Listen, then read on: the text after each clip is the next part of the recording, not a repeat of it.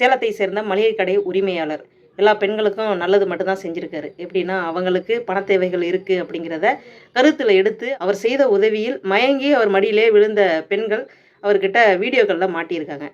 So இந்த விஷயம் எப்படி வெளியில் வந்தது அப்படின்னா, ஒரு பெண்ணோட வாய்ஸு அது வலைதளத்தில் எல்லோராலும் கவனித்து கேட்கக்கூடிய ஒரு வாய்ஸாக அது அமைஞ்சுது. அதோட பின்விளைவு காவல்துறைக்கு இந்த குரல் பதிவு போய் சேர்ந்து அவங்க வந்து இந்த மளிகை கடைக்காரரை விசாரித்து அவர் வச்சுருக்க ஃபோனை வாங்கி பார்த்தா அந்த குரல் பதிவில் என்னென்ன மாதிரியான குற்றச்சாட்டுகள்லாம் இருந்ததோ அது அத்தனையும் அந்த ஃபோனில் கண்டெடுக்கப்பட்டது.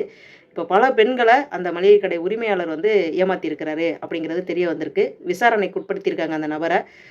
எத்தனை முறை தான் சொல்கிறதுனே தெரியலை. பெண்கள் 10 நிமிஷத்துக்கு மேலே ஒரு ஆண்மகன்கிட்ட பேசுகிறீங்க அப்படின்னா நீங்கள் என்ன அப்படி பேசிட போகிறீங்க? கொஞ்சம் கவனமாக இருங்க. ஏன்னா இங்கே மாட்டின பெண்களில் பாதி பேர் வந்து பார்த்திங்கன்னா திருமணமான பெண்கள் தான். அவங்களுக்கு தேவையான விஷயம்னு பார்த்திங்கன்னா பணம்.